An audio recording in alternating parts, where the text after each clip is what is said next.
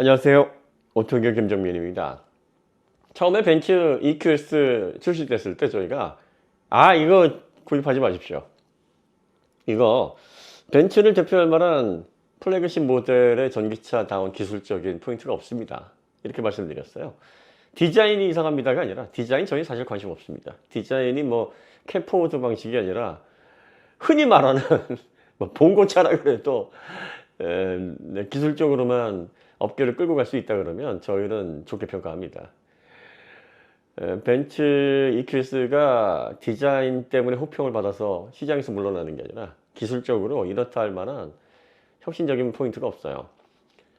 가장 중요한 전기전자 제어, 전기 모터를 기반으로 한 회생제동, 또 그 외에 그리고 배터리 기술은 없는 건 뭐 여러분들이 잘 알고 계시는데 배터리 선택과 관련해서도 미래 배터리를 어떻게 협력을 해서 벤츠의 전동화 라인업에 힘을 실을 것인가, 이 전략도 완전히 실패했죠. CATL 접촉을 하면서 사실 CATL도 그렇게 만만한 업체는 아니거든요. 그러다 보니까 이제 파라시스까지 가는 그런 악수를 두었죠.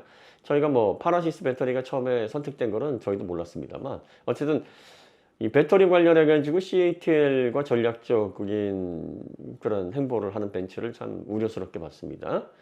사실 그래서 벤츠 EQS, EQS SUV, EQE, 특히 EQC는 가장 상품성이 떨어진다고 보고 있고요. EQA 정도가 벤츠 전기차에서는 그나마 가성비 면에서 구입을 해도 그렇게 후회스럽지는 않지 않을까, 뭐 그런 평가를 한 바 있습니다. 그래서 절대로 관심 갖지 마시고 이거 추천 절대 안 합니다. 저희가 이런 말씀을 드렸을 때 그때 정말 대단했습니다. 독일 전기차, 특히 벤츠에 좀 매료되어 있는 분들 혹은 EQ 시리즈 전기차 구입하신 분들이 뭘 알고 그러느냐, 타보고 얘기해라. 비난 수위가 정말 대단했었죠.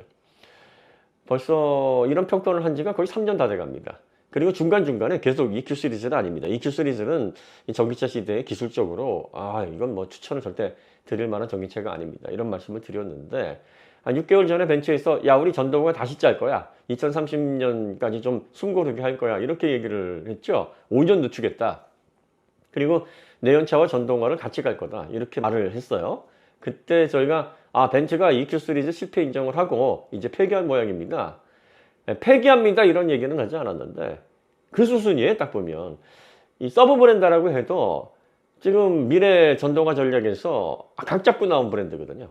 그래서 수십조를 투자해서 전방위적으로 앞으로는 EQ 시리즈로 전동화를 이제 벤츠답게 해서 기술 선도를 하겠습니다라고 깃발 꽂고 나왔는데 그걸 이제 빼겠다는 겁니다. 그래서 뒤쪽으로 붙이겠다는 거예요. EQ에 의한 기술이다 뭐 이런 식으로. 그러면 이건 뭘 의미하는 겁니까? 브랜드 폐기 수순을 밟고 있다는 얘기죠. 아닌 게 아니라 이제 CEO가 인터뷰에서 S클래스가 이제 전기차로도 나오고 내연차로도 나올 것이다. 그리고 S클래스가 전기차로 나오는 건 전용 플랫폼이 될 것이다 이렇게 얘기를 하는데 내연차와 전기차가 같이 나오는데 전용 플랫폼으로 전기차를 만든다? 이게 무슨 얘기일까 하니까 내연차와 전기차를 같이 공용할 수 있는 새로운 플랫폼을 만들겠다 뭐 이런 얘기인 것 같아요. 그러니까 아날로그식 설계 방식이었던 내연 자동차에 전기 자동차의 파워트레인을 집어넣어도 위화감이 없게 뭐 그렇게 만들겠다.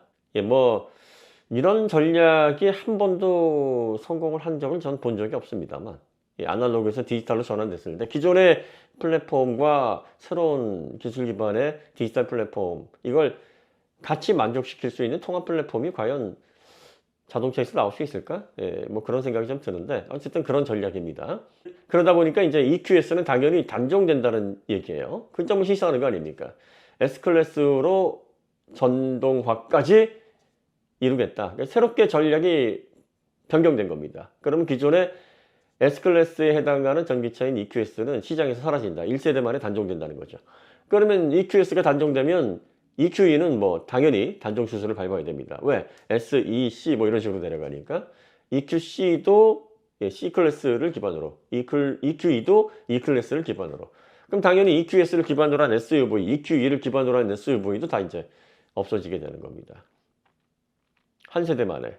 아마 EQA, EQB 요 정도는 남을 것 같아요. 왜냐하면 EQA, EQB 이 모델들은 벤츠 네임 밸류라면 그래도 이 가격이면 살 수 있지 않을까라는 수요를 여전히 앞으로도 조금은 움직일 수 있을 것 같으니까 아마 고 시리즈 정도에는 남아있을 것 같고, 그러니 완벽한 팩이라고 보기는 어렵고 주요 라인업에서 빠지면서 EQ 전략 전체가 이제 폐기된다, 이렇게 보시면 되는 겁니다. EQ 전략은 앞으로 미래 벤츠의 모빌리티 전동화 전체에 있어서 가장 핵심이 되고, 또 주요 모델을 EQ 시리즈로 해서 내는 게 EQ 전략이었는데, 그게 아마 EQA나 EQB 대중 모델 정도에서 한 2세대, 3세대 뭐 그 정도까지는 유지가 되는 뭐 그 정도 가능성만 남아 있다. 그리고 충전 인프라에 EQ를 사용하는 정도. 이 정도면은 뭐 시원하게 EQ 브랜드 말아먹었다, 이렇게 봐도 과언이 아닌 거죠. 어쨌든 지금 EQS나 특히 EQE, 네, 중고 가격이 이제 무너지고 있는데 아마 다른 라인업들도 비슷한 현상을 겪게 될 거고, 뭐 EQA, EQB 정도는 뭐 크게 그래도 EQ 시리즈에서 뭐 크게 시세가 무너지거나 아마 그러지는 않을 걸로 보이고요. 또 EQS, SUV나 마이바흐 뭐 이런 영역들도 사실 여기에 관심을 가지고 계신 분들은 뭐 경제적으로 그렇게 쪼들리는 분들은 아니니까 뭐 시원하게 내가 산 거 그냥 내가 안고 잘 타겠다, 이렇게 생각을 하시면 되지 않을까 싶기는 하네요. 네.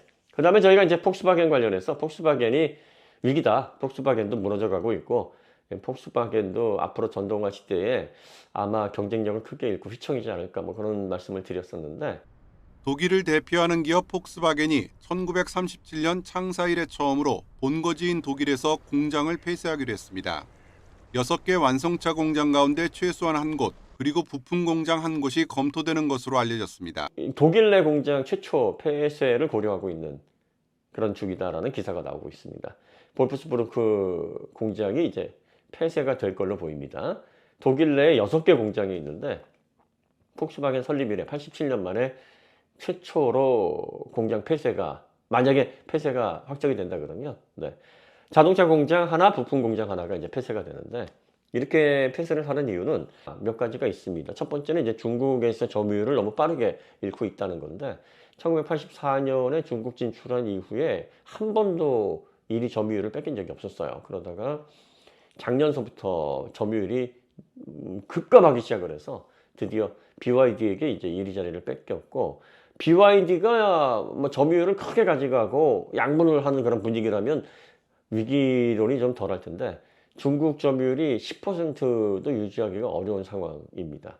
더군다나 전기차 부분에서의 점유율은 정말 처참할 정도입니다. ID3, ID4, ID6 이런 라인업이 중국에서 전혀 힘을 못 쓰고 있어요. 가격 할인을 통해서 정말 저렴하게 밀어낼 때만 잠깐 팔리는 정도라고 합니다. 그러니까 중국 시장에서 이미 ID 시리즈가 BYD를 비롯한 중국 전기차보다 못하다라고 중국 사람들이 생각을 하는 거예요. 물론 뭐 중국 사람들이 그렇게 평가를 하면 그러면 정말 기술적으로 별 볼일 없는 차가 되는 거냐, 그건 아니죠. 하지만 지금 ID4, ID3, ID6 뭐 이런 ID 시리즈는 폭스바겐이 미래 전기차 전략의 4월을 건 중심 모델입니다.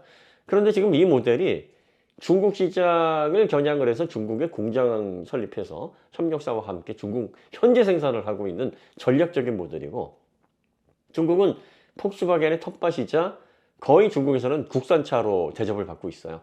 1984년 진출한 이후로 한 번도 폭스바겐이 흔들린 바가 없습니다. 그러니까 현대기아가 복잡한 뭐 정치적인 문제와 그 외에 여러 가지 상품성 문제가 겹쳐서 중국에서 고전을 하고 있는 이 상황과 지금 폭스바겐의 ID 시리즈의 이러한 고전은 전혀 분위기가 다른 겁니다.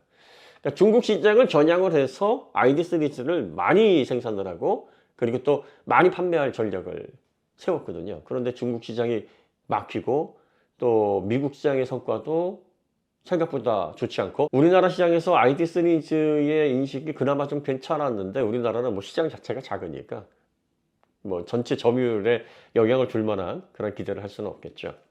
결국은 전동화 전략에서 경쟁력 있는 상품성을 선보이지 못했다. 이 부분이 이제 폭스바겐의 가장 뼈아픈 부분이고요. 그 다음에 내연차 부분에서도 경쟁력이 크게 떨어지고 있다는 건데, 이건 뭐 당연한 수순입니다.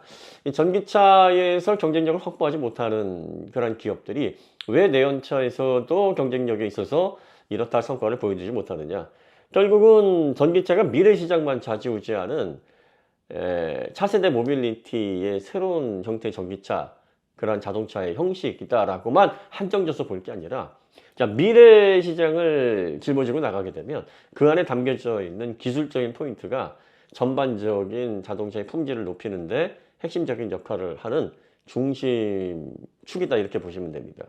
최근에 여러분들 SDV, 소프트웨어 디파인드 비클이라는 얘기를 많이 들어보셨죠? 예전에는 기계장치 잘 만들어 놓고 전자장비가 조금 어시스트하는 정도였다 그러면, 지금은 소프트웨어를 중심으로 그 판을 짜는 겁니다. 물론 하드웨어 자체를 소프트웨어 판 위에 놓고 설계를 할 수는 없어요.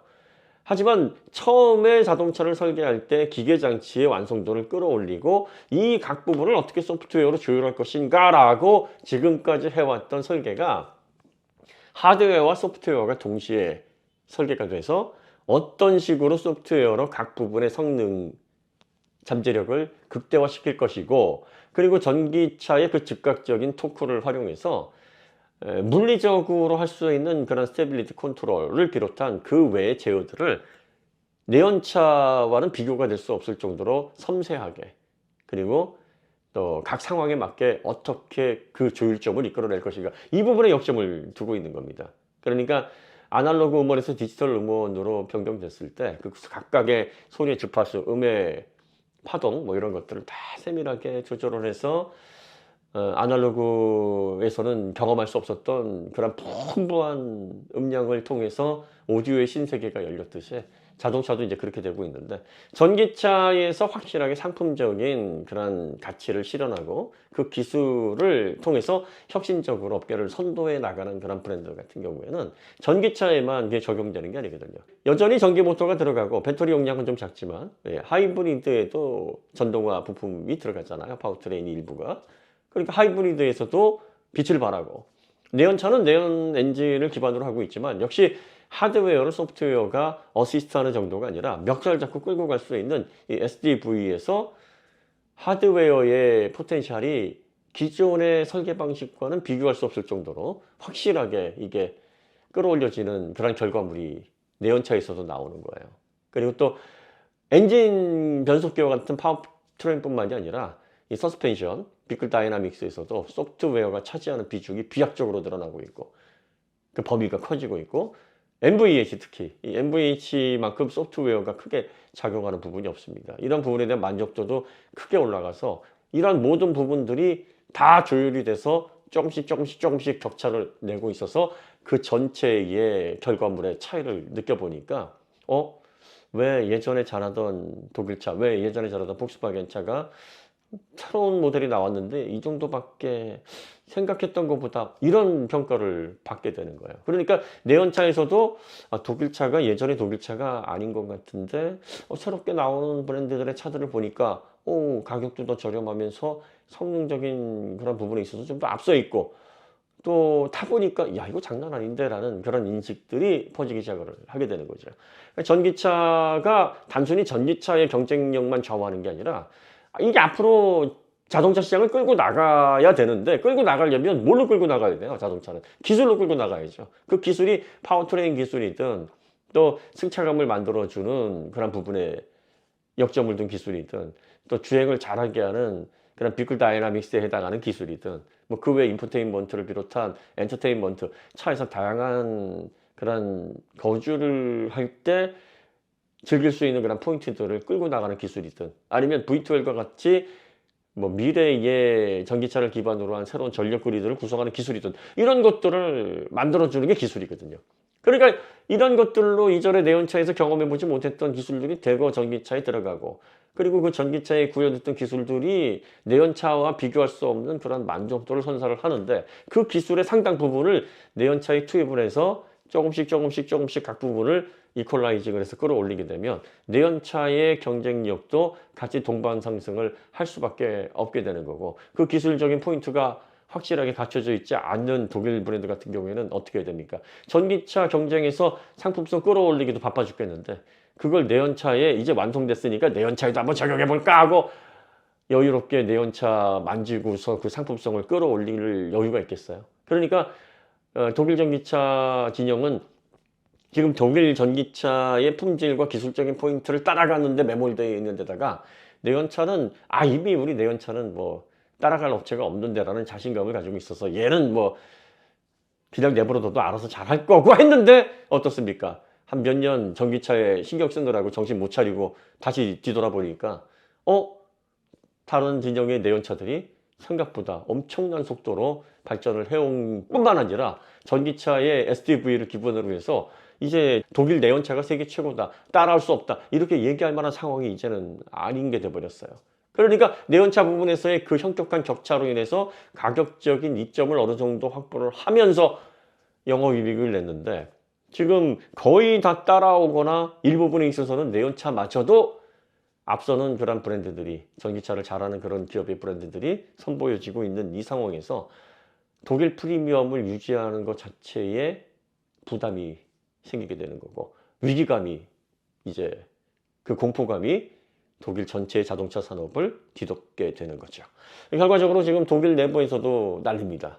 이렇게 가다간 독일 제조업이 이제는 뭐 과거에 그 통일 비용이 너무 많이 들어서 독일이 이류 국가로 전락하는 게 아니냐, 지금 그 위기론이 다시 고개를 쳐든 지가 꽤 됐습니다. 몇 년 됐어요. 특히나 폴프스부르크 공장 폐쇄와 더불어 구조조정에 들어가게 되는데, 폭스바겐은 아시다시피 2029년까지 고용 안정화 이루겠다라고 노조와 협의를 한 바 있는데 이것도 철회를 했습니다. 그래서 당장은 한 2만 명 정도 구조조정이 될 걸로 보이고요. 지금 최근 5년간 주가는 3분의 1 토막이 날아가 버렸고, 독일의 대들보인 폭스바겐의 지금 입장이 굉장히 좋지 않습니다. 그러니까 전기차에서 해법이 나오지 않게 되면 내연차도 결국은 무너질 수밖에 없는 거예요. 더군다나 지금 유로에서 내연차의 생명 경쟁을 하는 게 맞지 않느냐 그동안 논의를 계속 해오다가 결론이 아니다, 예정대로 가자라는 분위기로 이제 결론이 다시 날 걸로 보입니다. 이렇게 되면 전동화는 이제 예정된 수순이자 이제 인류가 궁극적으로 가야 되는 운명이 되고 있어요. 뭐 지금 국내에서는 전기차 캐즘이다 뭐다 해서 난리긴 합니다만, 여러분들이 국내에서 일부 전문가들 떠들고 기관에서 떠들고 하는 거와 전 세계 분위기는 전혀 다르니까 여기에 대한 중심 잘 가지시기 바랍니다. 자, 오늘 이야기 여기서 마치도록 하고요. 다음에 더 좋은 콘텐츠로 찾아뵙겠습니다. 감사합니다.